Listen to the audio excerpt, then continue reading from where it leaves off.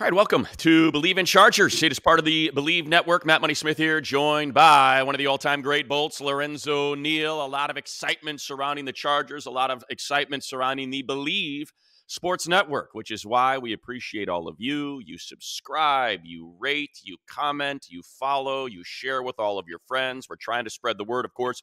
Just kind of got this thing rolling a little while ago, and as we continue to grow, as our fan base continues to grow, we want to be we want to be a part of the community with all of you. And so today we're going to do something for the first time that we haven't done in a while. We recognize you, all the comments that you've been leaving, all the ratings that you've been leaving, totally appreciated. And what a great opportunity for us to interact. And I say us because I count it as a blessing to interact with the great Lorenzo Neal as we talk about the Chargers moving forward. We get ready for the 2024 campaign. Remember, Believe TV is all around the country in airports. It's on YouTube. All the top Believe stories, BLEAV, are on SI.com. There you go. You got it, Lo. And you can follow us across all the Believe socials. So check all those out just to kind of get us rolling here. And Lo, we got some new news, and it's just because of the league meetings down in Orlando, and there's a lot to unpack there, but we'll just kind of get started with what Coach did in his 30 minutes, and I'm sure you loved hearing it, and just kind of what the one thing that stood out to me most is April 2nd, April 2nd, April 2nd. He must have said it 50 times about how excited he was to get with the players. And I know that's something you can speak to when you showed up for that first day, when players were welcomed into the facility, especially when you had a new coach, new players, and you get around the guys for the first time, and what that's like to set the tone for the upcoming season. No question, Matt. And can't wait to see when guys walk in that building. It's going to be a different feel. It's going to be a different atmosphere. There may be different pictures. There may be a different theme. There's going to be a different type of language that's in that building that's starting to permeate through that building. You already know how Harbaugh, how infectious this man can be. It's going to be interesting just when guys walk into that meeting, walk into the first meeting, walk into the building, pull up in the parking lot. It's different because there's a new sheriff in town. And you know Harbaugh brought in a bunch of deputies and brought in a bunch of guys, and he's got one message, and it's permeating throughout that locker room, and he's had these couple weeks to start building. So I think guys are excited. It's more than just the season. It's more than, oh, here we go again. It's a new coach. It's a new message. It's a new theme. It's a new setting. So Yeah. I think it's just totally different. So you're right. April 2nd, you're going to see guys flying around OTA. It's a different pep in their step. The old regime is out and it's in with the new. And guys now, they're trying to impress Harbaugh and his staff because they know it's up for grab. Every position is up for grab. Yes, we know Herbert and some of those guys are started, but Harbaugh is expecting perfection.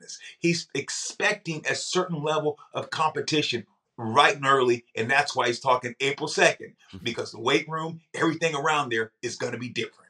Yeah, he specifically said the weight room. He's like, can't wait to get these guys in the weight room. Can't wait to get these guys in the meetings. He talked about how he tries to find an excuse just to reach out to Justin Herbert every day, just so he can just say something and get a response from him, and how excited he is about that. That's the first thing that stood out to me. I think the second thing, and it's interesting because as soon as he did his presser, tip of the cap to the Chargers, Chargers.com. They do a great job. I don't think anybody has a better digital team or a better social media team at getting you everything that you want to consume to feed the passion that is your Chargers fandom as we wait for this season to get rolling or the draft to come upon us. But the first thing that jumped out to me, and it was about a 90-second clip, and I sent it out, and I think, and you know what, we're going to get to some of your comments. We definitely want to respond to some of your comments that you've been leaving on the YouTube channel.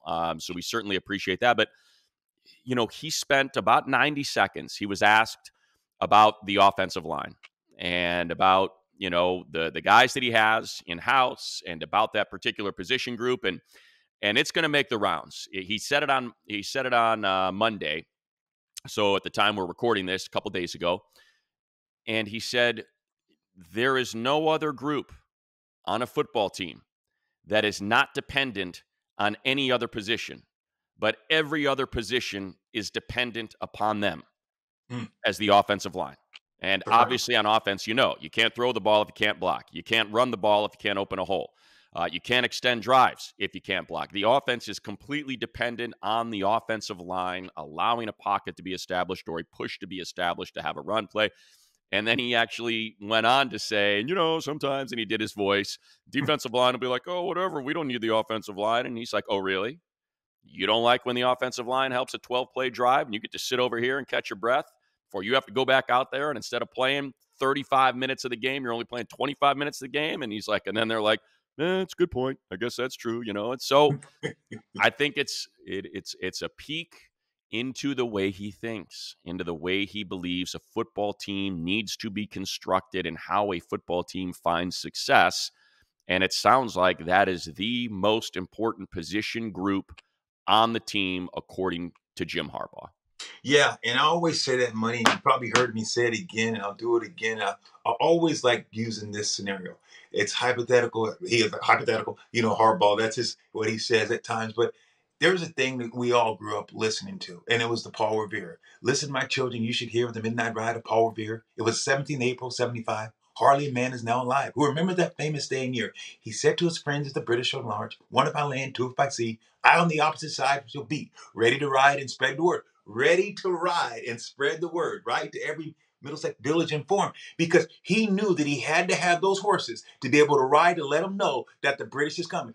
Harbaugh understands for everything to flow, you got to have that horse. You got to have those horses up front to keep plays going, to create offensive line, to push the pocket, like you said, to be able to pass the ball, to be able to run the ball, to give your defense rest. Everything revolves around those horses up front. So I like to make that scenario. I don't know if you like that or not, but I thought that was fitting for that. What do you think, Money? Was that all right, Money? I love it, Lo. I love it. The Redcoats are coming. I love it. And if you dig into history, some wonder whether or not Paul actually made it all the way, if he actually made the ride. But it's a beautiful ride, and it's a great point, though, because you need the horses. You need the horses up front on both lines. And look, in the presser, we're taking a lot of incoming. And I think, if I can dig into, I should have probably highlighted a handful of the comments, but obviously a lot of them are, they want the wide receiver at 5. They look at the wide receiver room and they see Quentin, who struggled as a rookie. They see Darius Davis, who's a little bit more of a specialist, excels on special teams. We're going to get into that, by the way, because something big happened that benefits the Chargers earlier this week as well. And they see Josh Palmer, and they're asking, okay, Simi Fehoko is still there. What are we doing here? I'd like to drop a Malik Neighbors in there, or Marvin Harrison Jr. in there. I'd like to drop a Roma Dunze in there. And I think it's important to say, yeah, I could see that. We're not saying that that's not going to happen.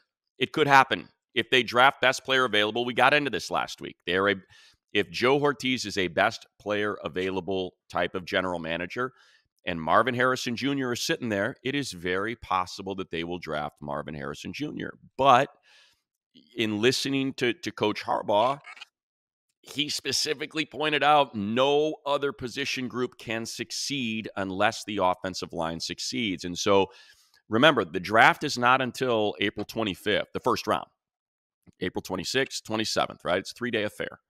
And it's an opportunity for him to get his hands on these guys, to get around these guys, to figure out, how did it go with Duke down in Texas? How did Trey do? How did Zion do? How are these guys doing in their off-season program before they show up? He specifically pointed out Jordan McFadden, who I thought played fantastic in place of an injured Zion Johnson at the end of the year at guard. And he even mentioned, McFadden could end up, he goes, I think you could end up being a great center. So clearly he saw something on tape that he liked about McFadden.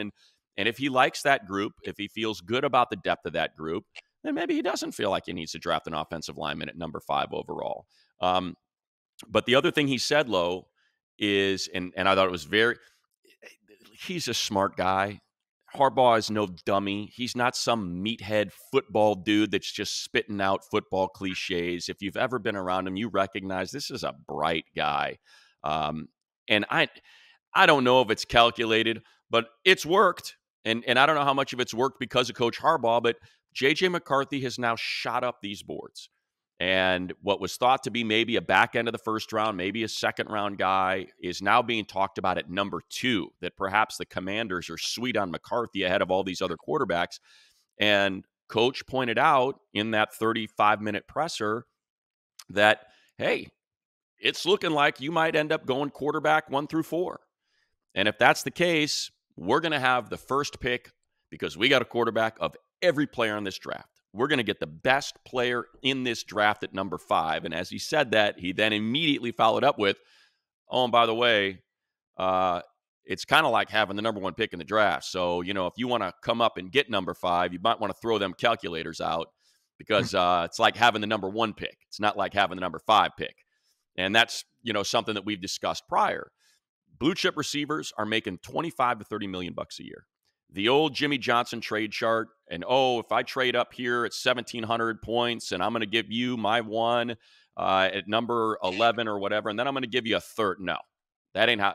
Harbaugh basically said, that is not how this is going to work. You're going to pay a premium. We're going to want a future first. We're going to want a second. We might want a 1, a 3, and a 4.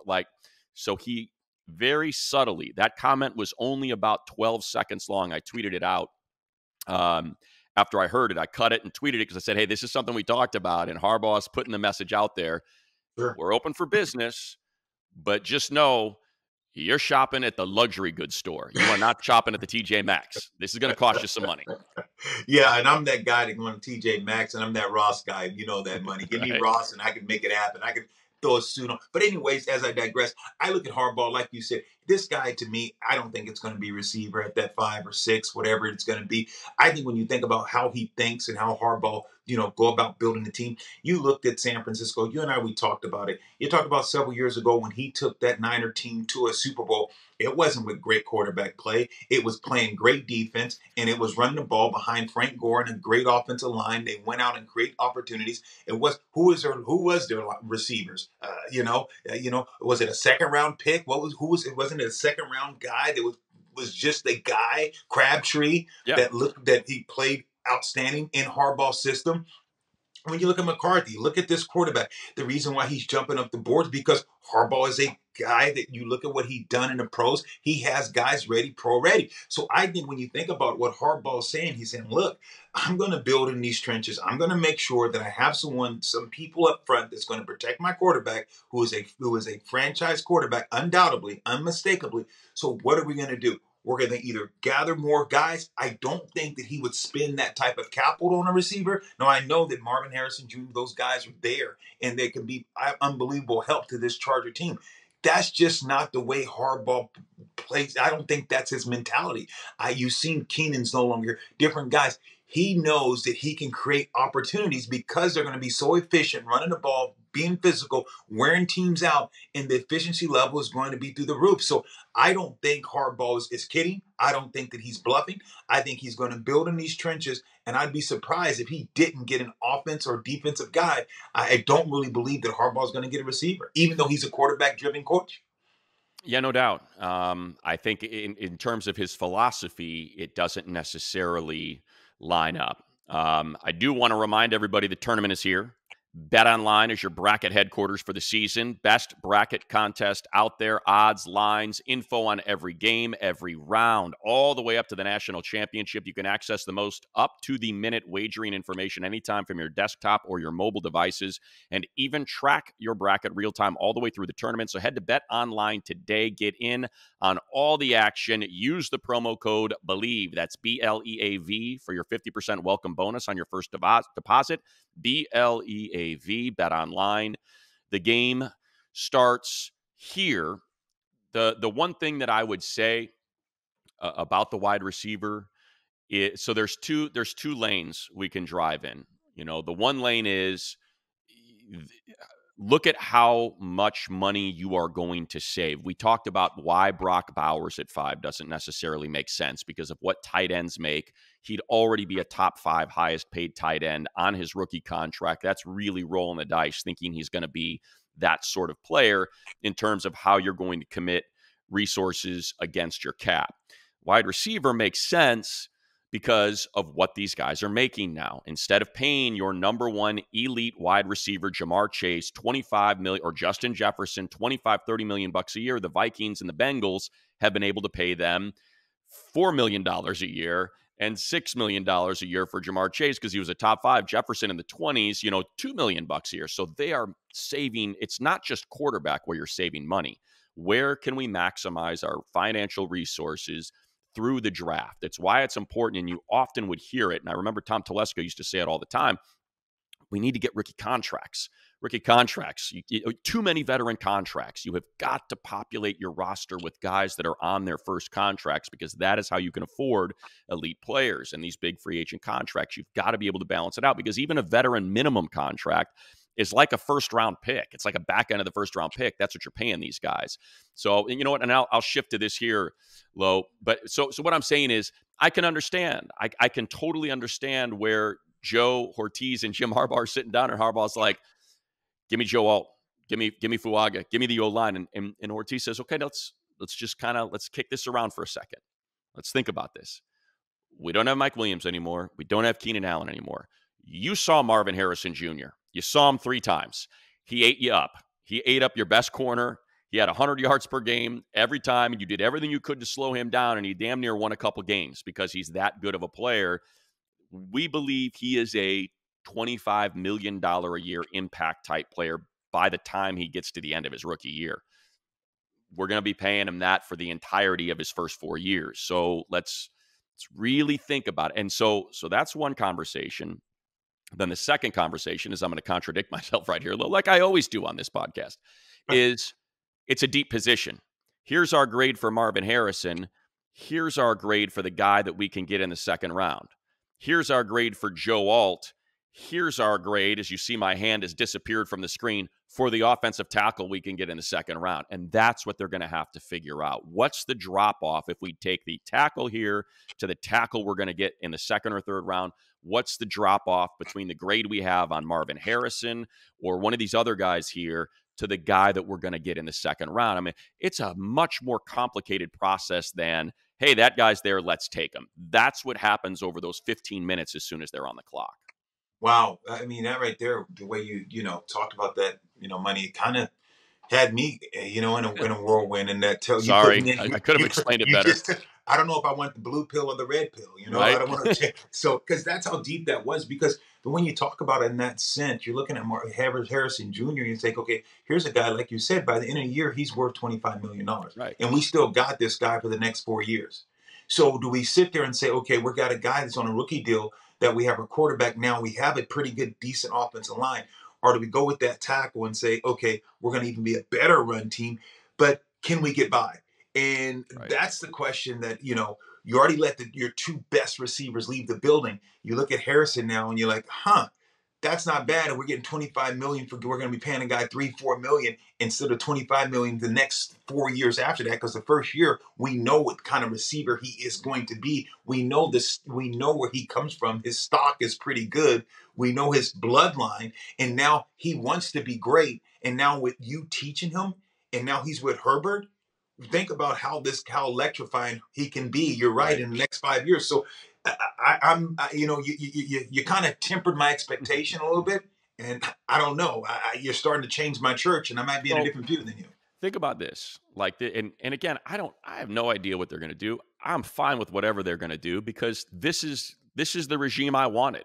So whatever vision they have, I was in the Jim Harbaugh camp. I was like, man, I want a winner. I want a guy that has won everywhere. This team needs a winner. So whatever his vision is, I am signing up for it because I believe in the way he coaches and what he does. So it is, I will support, and I know that's, oh, you're just a shill for the team. You work for the team. Fine, whatever. You say that. Wasn't that way last year, or in years past. We in these conversations would push back and would say, well, I wonder if they thought about doing it this way. In this case, this is what I would pose if I were sitting in the big chair and I wanted to consensus build and make everybody feel good about what we do at 5. If I said, hey, let's string this out. Let's play best case scenario, right?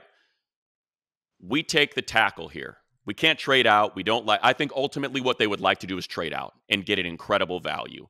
I don't think they're going to trade out for the sake of trading out, but I think if Minnesota comes to them and says, hey, we're going to give you 11-23 for 5, I think they take it like that. I don't think there's any question because it would be a surplus of value. It would essentially be like you'd get the 2 firsts, but on the trade chart, you're getting a third as well. Those 2 firsts are equal to basically getting 2 firsts and a third for what the number 5 pick is worth overall, if that makes sense. They assign point values to all of these things, and the point totals for 11 and 23 combined for the point total of 5 would it be equal to getting a mid-round third as well from what you're giving up? So I think if they were to do that like that, they would do it, if that makes sense. But if they are stuck and they don't like the offers that they're getting because all 4 quarterbacks are gone and no one's interested in giving up a surplus, this is what I would say. Okay, you want Joe Alt, you want Marvin Harrison Jr.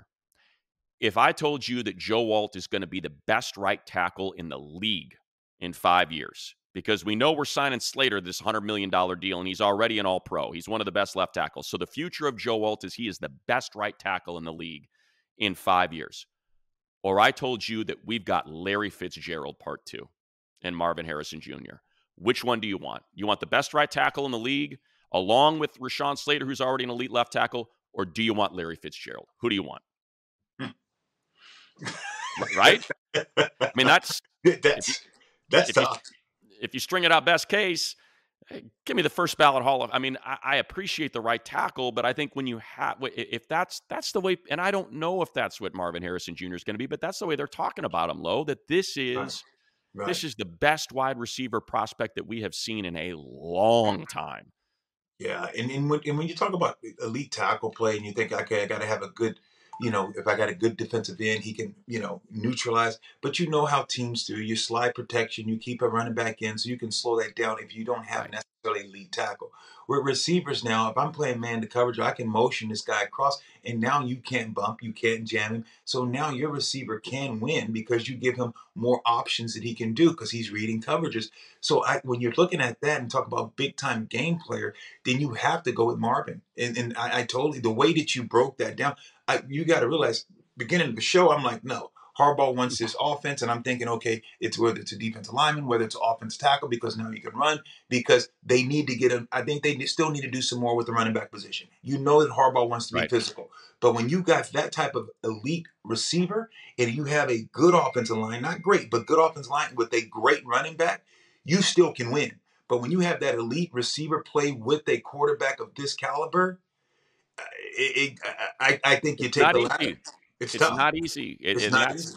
That's why, and I bring it up because that's so many of the comments are, why don't you want the receiver? Why don't you want the receiver? Look, to me, if it goes quarterback 1 through 4, if that's the way this plays out, that's when I think they find themselves in a real tough spot. If it's quarterback, Marvin Harrison Jr., then I think it's different. I think Malik Neighbors is explosive and as incredible of a player as he is. I do think there's still a little bit of a project there. Rome Odunze, as great as he is, as elite as he is, as exceptional as he is, and man, he is smooth and he is polished and he is a winner. We have talked about that in the past. He is as big a reason as Michael Penix Jr. that Washington team experienced the success that they did and got to the national championship game. I still think there's a little bit there where you're like, yeah, he's really, really, really good. He would be the number 1 receiver in this class if it wasn't for Marvin Harrison Jr. And I just think that's what they're probably discussing. They go through a million different scenarios with that number 5 pick. If Marvin Harrison Jr. is there, I think that's sort of what tips this thing to be a legitimate conversation. Other than that, I think they, like you said, Lo, they're going to draft for the style of football that they want to play, for the positional player that they value, as opposed to, holy cow, how did we end up with Marvin Harrison Jr. in our lap? How did we end up with this guy sitting here at how did this happen? How did things break where this is where we're currently sitting? So I think and because again, that's what the majority of the comments are, you're really going to pass on Marvin Harrison Jr. You're really going to pass on this guy. You have no Keenan Allen, no Mike Williams. Really, you're going to do. So I think that's all I'm trying to do is take you into what I think it sounds like in that room when the pick comes up, if that's who's on the board. Right. And I think it's 2 different ways to look at this, Matt. And I think that you don't know this. Everyone says offense entertains, but defense wins championships. But I think if you have a great defense and you can run the ball and you have a great team, you can have mediocre or average quarterback play and you can win a Super Bowl. But when you have an average team, and if you have a great quarterback and a great receiver, a la great tight end, you can win the Super Bowl, a la Mahomes. You don't have to have. You look at Mahomes and Kelsey. So and now with the if you have a receiver that it can play that Kelsey role, you can still win games and win Super Bowls if you have elite quarterback and good receiver, a good tight end. Teams that win Super Bowls, if with elite quarterback, you have to have elite quarterback. If you don't have a great defense, because a lot of teams have Harbaugh when he was good, when the Harbaugh was good, when the Niners were good, you could have a great team, a super defense. A la when you had, a quarterback that the Niners had several years ago, Yeah, and Alex Smith. Alex Smith. And even when they got to when they lost to Kansas City several years ago, who was the quarterback? Went to end up going to Garoppolo, Yeah, Jimmy Jimmy G. Garoppolo. Jimmy, you didn't have elite quarterback, but you had a good defense. Right. So then when you look at the Chargers, I think they're the latter. I don't think they have elite defense. I think that you have a great quarterback. So if that's the kind of philosophy that we're basing this around, I think it makes more sense to get the receiver because you don't have a great team right now. Yeah, there were a couple things in the comments that we were. I appreciate all of you. I wish I had highlighted them. I didn't do a good enough job on that. I'll make sure I do it next time. But someone had pointed out, why are we building in the image of the Ravens when the Ravens haven't won a Super Bowl in 10 years? And it's like, well, because you just want to punch your ticket. You want to get into the tournament. Anything can happen, but you need to get in the tournament in order to have that shot at the Super Bowl. If I told you that Justin Herbert was, going to have the Chiefs on the ropes in the red zone, he's not going to throw that interception that Lamar Jackson threw. It was mistakes. Zay Flowers, who's a rookie, is already celebrating before he gets into the end zone, and L'Jarius Sneed pokes it out. If he doesn't pop out that football, Ravens very well win that game. That's just how tight these windows are. So just get in. And the style of play that just think about what that Ravens defense did to Mahomes that whole game. I mean, that was a low scoring street fight of a game. They kept the team in it, and Lamar Jackson just could not execute. When the chips were down, when the plays mattered most, he came up short. Zay Flowers came up short, lost sight of the goal, of the finish line. And that's why they lost, not because they weren't of the Chiefs' caliber. It was just poor execution. So, yeah, build it like that. Punch your ticket. That's the most important part. How can we build this to be a consistent winner enough to get into the playoffs? That's all you got to do is get it. Look, the Chiefs were not a good team. I shouldn't say that. The Chiefs were not the dominant Chiefs team that they were in years past, but they punched the ticket. And once they got in, Chris Jones and Patrick Mahomes and L'Jarius Sneed and all at Travis Kelce, these elite players executed because the playoffs are going to be tight. When you're playing the Bills, when you're playing the Ravens, when you're playing the Chiefs, when you're playing the Bengals, when you're playing these good teams, and it's good on good, iron sharpens iron, it's going to be tight. It's going to come down to execution. So just get in. Like, that's what I think sometimes we lose sight of that. You think about, how are we going to win a Super Bowl? To heck with winning the Super Bowl. How are we going to get into the playoffs? Right. How can we build this team to win 10 games every year? Because that's what it's going to take to get into the playoffs. And we got a great sponsor. We love betting each other. We love, this is how we compete. We compete with our wallets and betting our friends on anything, sports games, stupid stuff we do in our everyday life. Who's going to make it to work first? Why not? Let's run that, man. Let's have a good time. Go get a ticket. I'll ride dirty in the freaking shoulder. I don't care. Cut allows us to do that. The Cut app is peer-to-peer social betting. It's legal in 40-plus states. Customizable odds, tracking capabilities, entire social network with group chats, user profiles, rewards, all payments included. No need for Venmo. So whatever you want to bet on, you want to get after it with your pals, do it. But use our promo code BELIEVE, BLEAV. You get a 10% welcome deposit bonus. Check it out. It's a lot of fun. Use the promo code BELIEVE. Cut. Put your money where your mouth is. I want to wrap with this, Lo. Again, going back to our last regime with Tom Telesco in the front office, I'll be honest, when they drafted Darius Davis in the 4th round, I was kind of like, there's no kickoff returns anymore. They all go out of the back of the end zone. All these punters now are so good that they've got 4 to 5 seconds of hang time. And I don't, as good as Darius Davis has been on TCU, really, he's very small. He projects as a specialist, and That's what you're going to use. I'm not going to lie. I questioned it. And then he shows up last year and I see that juice and he's got a punt return for a touchdown and he almost had a second one for a touchdown. And I'm like, okay, I was wrong. Well, now with the new kickoff rules that just passed, you saw as soon as that thing passed, first thing the Steelers did, bang, Cordero Patterson, here's a 2-year deal. Well, the Chargers are already set. They already have one of the most electric returners in football, a guy with true juice, explosive speed in Darius Davis. And you're going from kickoffs being returned 20% of the time last year to the new XFL rules, 90% of the time these kicks are returned.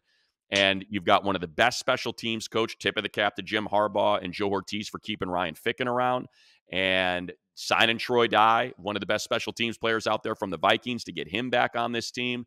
So that worked out perfectly. Way to go, taking Darius Davis last year, and now you've got an exceptional electric returner with these new kickoff rules out there. No question. I think before they even put the kickoff rules in, I think that Harbaugh, the special teams, I know it was good, like you said last year. I think it's going to be even better. Harbaugh thrives on that. I'll tell you a quick story. I remember Kasim Osgood looking for a team. I called Harbaugh. I said, look, this guy still has some juice. He can play. You don't think he picked up the phone, called Kasim? Kasim didn't have an agent. I freaking did that. Harbaugh is freaking understands special teams. This is a guy that listens. I called Harbaugh. Hey, man, Tony Perry, DB guru. Here's him. He's in Fresno. Rest in peace. He has one of the best DB kind of coaches around. I said, Coach, this guy wants to put on a camp. Had all the kids from California. Who do you think came and put on the camp here? Harbaugh came from Michigan, came to Fresno, put on this camp. So this guy, he listens to guys. It's not that Harbaugh's so stubborn. I have a great relationship. That's 2 incidents that I personally was involved in seeing the way this guy wants to win. But take us through this kickoff return. So guys, now the ball has to land before they can take off. How is tell the listeners, because I couldn't wait to get on for you to explain to this speak to this, man. Yeah. I think the best thing if you want to visualize it, just hit up YouTube and type in XFL kickoff return. This is where the XFL and the UFL and all these leagues are helping the league out with kind of being a proving ground and a trial ground for these new ways of doing things. So the kicker is lined up at the 35, like they've always been, and boots it away. The kicking team is now, instead of, the kicker holding his hand up, dropping it, and everyone starts sprinting, the kicking team is now lined up on the plus 40. So they are on the opponent's side of the field on their 40-yard line.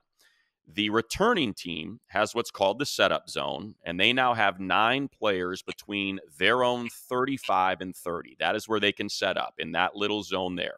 All right, so you've got a kicking team on the 40 of the opponent.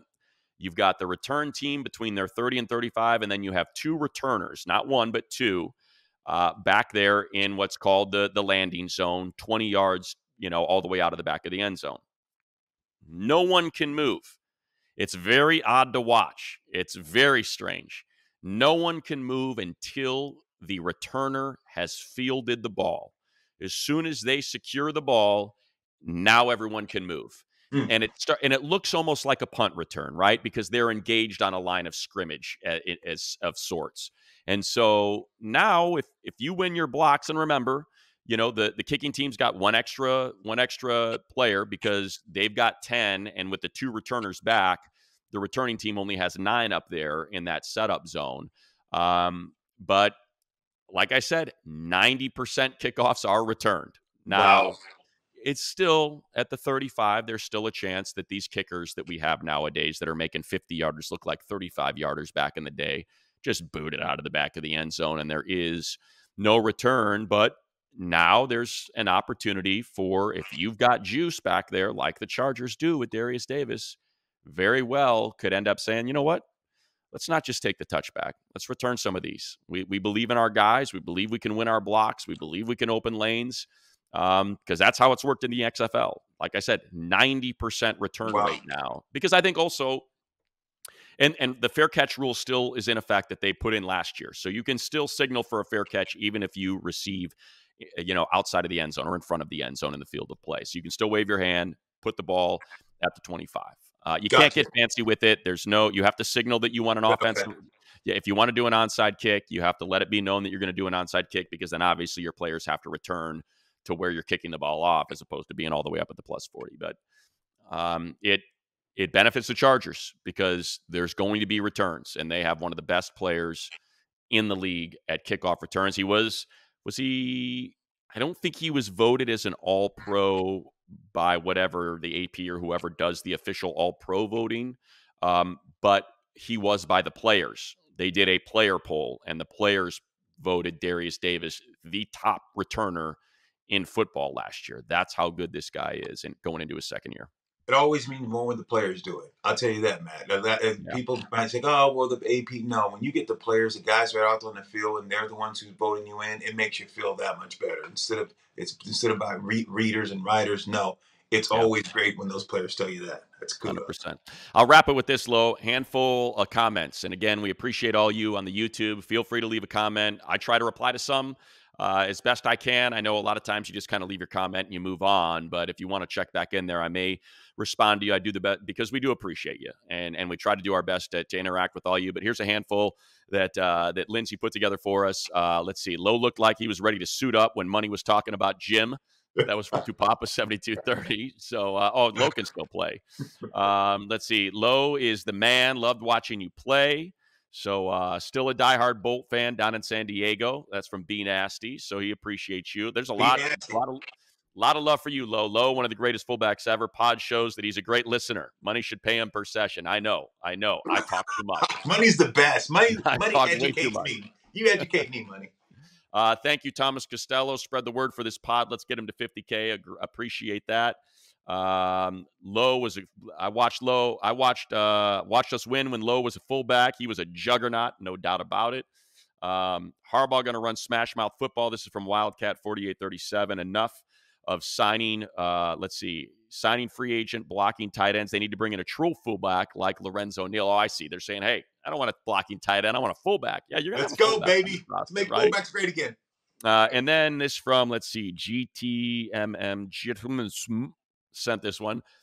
Boys, do you think they will trade back and draft a fullback in round one? There you go. Appreciate all of you. Money, why are you laughing? Money, why are you laughing, Money? Why are you making me laugh, Money? There's only like 2 fullbacks in this draft. They're going to get one of them. You know, they'll get one. Hey, Michigan had a fullback. Sign that guy. I think you'd be all right. Sign him as a UDFA. You could probably get the fullback as an undrafted free agent. Get him into camp. Maybe it's going to be Low Neal. Always appreciate you, Low. Fun one today. You're the best, buddy. I enjoyed. This was great. And again, we appreciate all you. Rate, like, subscribe, comment, and we'll do a better job moving forward. I'll do a better job moving forward of getting to your comments and maybe some of the questions that you pose in the YouTube comments. So thanks, everybody. We'll be back again next week on Believe in Chargers.